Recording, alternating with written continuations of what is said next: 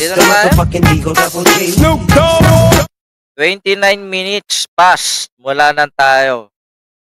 Sino may babatiin? Ayaw nga pala, babatiin ko ng happy birthday. Mga KOJC yata mga yan. Opo yan. Event po yan ng Kingdom of Jaculcul. Binabati ko nga pala ng happy birthday. Ay, yung anak ni Ma'am Ella May, si Makoy. Happy birthday. Happy birthday, Makoy. Sana dapuan ka ng swerte, sampaling ka ng buenas. Saka yung aking pinsan, yung technically siya na yung panganay. Siya pa pinakamaganda. Na babae. Siya yung pinakapanganay namin ngayon kasi namatay na yung kuya niya.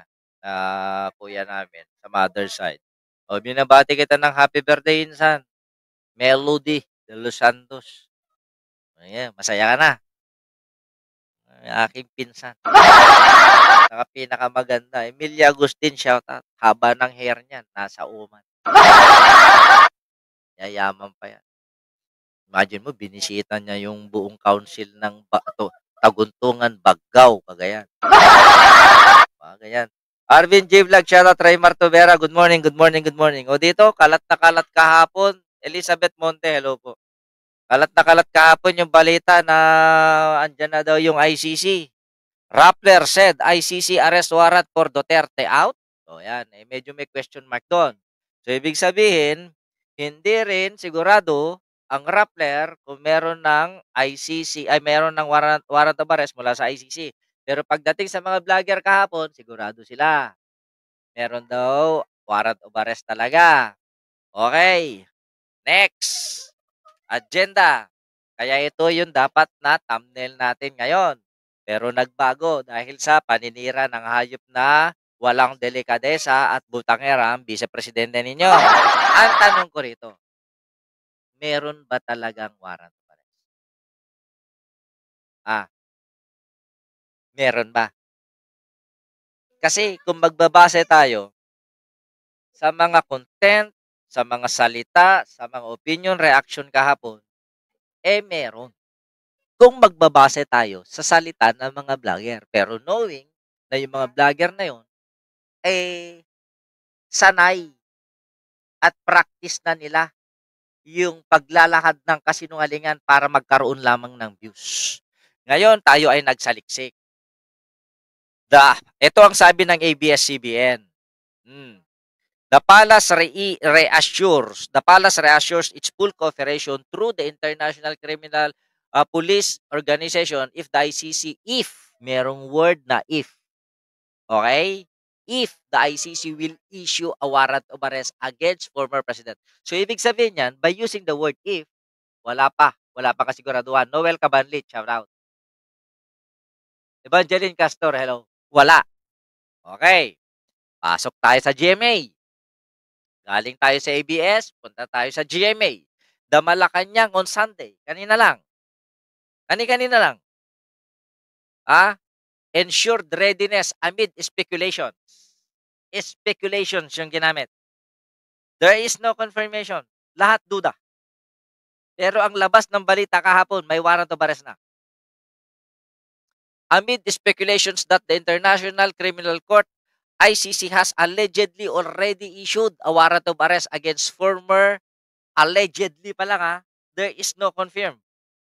President Rodrigo Duterte, we've heard that an arrest warrant has been issued by the International Criminal Court against former President Rodrigo Duterte for crimes against humanity, President J. Ruiz said. So narinig niya. Pero hindi niya sinabi kung kanino niya narinig. Ito yung delikado. Na dahil lang sa narinig. Hindi kaya ang nagbalita lamang kay J. Ruiz ay yung mga fake news vloggers at pinaniwalaan niya. Iba na balita. Dapat ang balita nanggagaling sa Presidential Communications Office. Hindi dapat nagre-rely ang Presidential Communications Office base lang sa narinig. Ang dami na nangyaring ganyan. Inuunahan ang PCO pero pumapayag sila. The government is prepared for any eventuality. Palace Press Officer Undersecretary Attorney Claire Castro meanwhile clarified to GMA News that there is no confirmation. So ngayon, kung walang konfirmasyon, saan galing yung information na narinig ni Jeruis. Unang-una, that is a confidential info. Paanong nakarating sa mga vlogger na who leak? Sino ang nag-leak ng informasyon na yan? Sana totoo na may yes, gusto natin, totoo. Gusto natin na mahuli na si Digong. Pero hindi sa kasinungalingang pamamaraan. Kasi wala na tayong ipinagkaiba sa kanilang laban.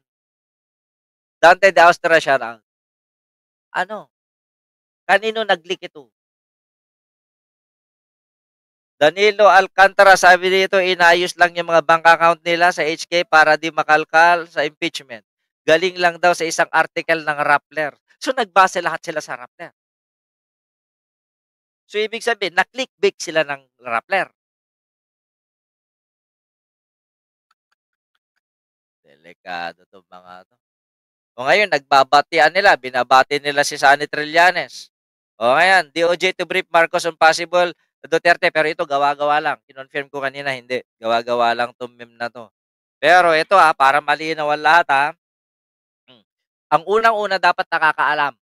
Unang-una, na nakakaalam na mayroong warrant of arrest na isisilbi kay Rodrigo Roa Duterte kaugnay ng mga kaso nito sa ICC ay yung mga abogado ng gobyerno o abogado na involved sa pagkakaso kay Digong sa ICC. Tama. Pero may narinig ako kaninang po bilang ICC Assistant to Counsel, can you confirm po yung balitang yon? Naku, unfortunately, hindi. So, mismong abogado na si Attorney Conti ang nagsasabi na hindi niya kinukonfirma yung balitang yon. O ano ngayon? Fake news na naman. Kasi talagang dapat kontakin tungkol dyan yung gobyerno para i-enforce nila yung warrant. Kaya mas mainam siguro kung yung gobyerno ang magsalita tungkol dito. Attorney, kanina kausap namin sa linya ng telepono si Presidential Communications Office Undersecretary Claire Castro, pero sabi niya sa ngayon daw wala pang opisyal na pahayag. Naku, makikiabang-abang pala tayo.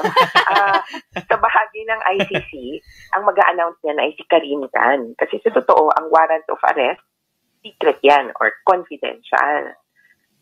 Confidential yung mga yan. It's between the police enforcer, yung mga law enforcers natin. Ang pinagtataka ko, kanino nakakita? Dahil sa Rappler, kinakagdagan. Nagka-fake newsan. Imagine nyo, ilang mga tao yung nalungo niyan. Napaniwala, nandyan na. Yung mga nagsasalita pa kahapon, uhulihin niya. Paano uhulihin? Wala nga confirmation na merong Ngayon, pag nagsabi kasi na meron na, ipakita na yung dokumento. Ganun lang yun. Hindi dahil sa gusto mo magkaroon ng maraming views, mauna ka, magpipida-pida ka, kahit na ipanloko ng iba. Yung balita yan, considered fake news pa rin. Lahat tayo gusto natin maparusahan, gusto nating gumana ang investigasyon ng proseso. Yes, gusto natin yan. Pero not to the point na maglulukuhan tayo. Ngayon, sino sisisihin natin ngayon? Wala. Okay. Daming naloko. Daming natarantado. Tuwang-tuwa ngayon yung mga fake news na yan. Alam nyo, napanood ko kahapon, hindi naman mga DDS vloggers, mga PBB, nagpapakilalang PBB yung vloggers na nagpapakalat kahapon Yang grupo ni Mike Cervera na naman Same group na nagpakalat ng fake news ni Sak Dagdameo. Same group na galit nag-ayaw nila at galit sila kay Martin Romualdez, na ayaw nila kay FL Lisa. Tapos lalabanan natin ng fake news.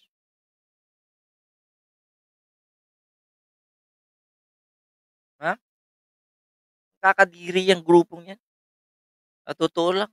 Eto, may napansin kayo rito, Hindi po totoo, Kaya yung warrant of arrest na yan, hindi na po totoo. Sino mga vloggers na yung Sir Viti? Kilala nyo naman. Hindi po totoo, kaya nililinaw natin. Wala pang confirmation, wala pang ebidensya So, pag walang ebidensya, more or less, hindi totoo yan. Kaya mag-ingat sa paniniwala. Hindi porket mga ano tayo, balahura yung mga Duterte, gagamitan natin sila ng fake news. Hindi, hindi, hindi, hindi, hindi. O, may napansin kayo dito sa larawan na to? Ha? May napansin kayo rito? Ano napansin nyo dito, mga kapatid? Kasi posibleng hindi nyo mapansin. Ah, totoo ba itong aking napansin dito? Na yung mga bodyguard ni Digong, mga incheck? Ha? Sige nga, napansin nyo ba? Na mga Chinese looking, yung mga bodyguard ni Digong? Oh, bakit kaya? Bakit kaya? Ayan tanong ngayon, babalik pa daw. Ay, ito tanong ng karamihan ha. Dapat masampulan yung grupo ni Sir Vera. May humahawak diyan, brad. Hindi sila nag-iba ng management. Yung management nila, nung kinikilala nila yung sarili ng Malacanang vloggers sila, yun pa rin ang management nila. Ano, nagkataon lang na pumunta yung grupo ni Trixie noong 2022, 2020, tama, 2022 sa China, tapos sila ngayon, nagkataon? Di wow. May maasahan ba tayo sa ICC? Tulad nga nung sinabi ko kahapon, nasaan yung pinangako nilang aarestuhin noong September 15, magkakaroon ng warrant of arrest noong October, noong December, uhulihin na. Ano na ngayon? Marso na, wala pa rin. Eh kung mamalabisin ko magsasalita, patuloy-tuloy lang ipinapangako yan para sa darating na eleksyon eh. O, sino yung mga personalidad na nangangako? Mga kandidato. Agoy, nahuli na ako, BT, 194 to like now. Yung mga hindi pa nagla-like, 290 tayo. Eh, ang tanong ngayon ng karamihan, babalik pa ba? Ah, ang tanong ngayon ng karamihan, ngayon nandun yung mag-ama sa Hong Kong, babalik pa ba sila ng Pilipinas? Kung ikaw, ito, kung sakaling totoo yung warrant of arrest, alam mo nang may warrant of arrest ka sa Pilipinas, babalik ka pa? Hindi na. Yan yung sinasabi ko na dapat igalang natin yung confidentiality nung bawat impormasyon at dokumento para hindi tayo natatakasan. Eh, maano, may mga bida-bida kasi dyan. Di ba? Bakit Chinese ang gwardiya ni Digong? Eh, yan din ang tanong ko. Ano ba yan sila? Bakit sa Hong Kong na nag-rally, hindi naman sila doon? Eh, wala nang pumapansin sa Pilipinas eh. Di ba, Arnel Tan? Mag-rally ka pa sa Pilipinas, wala na nga pumapansin sa kanila, hindi nagsasayangan lang ng laway. Mamaya yan. Boss, sigaw ng HK, impeach naman. Napanood ko yon. Eh, tinitignan ko rin po yung validity nung ano, ng posting na yun, hindi ko mahanap. Eh, hanggang doon na lang yun. Eh, kung totoo man, na isinisigaw ng mga Pilipino, mga OFW, na impeach Sara, eh di maganda. Para sa akin, masaya ako. Masaya. Pero hangga't hindi umuusad ang proseso, eh, antay-antay muna tayo tulad ni Bagtit. Na nag-aantay pa rin ng forever hanggang ngayon. Gwapo ng mga bodyguard ni Gongdi, mga Chinese. Bakit kaya? Sino nagbigay ng security details niya? Chinese government. So, ibig sabihin hanggang ngayon VIP pa rin si Digong. Sa anong kapalit? Teritoryo ng Pilipinas? Wala ngang eleksyon doon eh. Bakit sila nag-rally sa Hong Kong? May nag-content nga nahuli na 2 sa Hong Kong. Alin? Yung 10 billion? Mga abnormal yung mga Pilipinong yun. Mga abnormal. Kaya lalabas ka ng 10 billion cash. Kubo. Walang appointment. Kaya ingat. Ano nangyayari ngayon sa Davao? Sa Davao, sa Hong Kong. Wala, kasinungalingan. Puro paninira. Pero magpapatulong ako sa inyo, ha?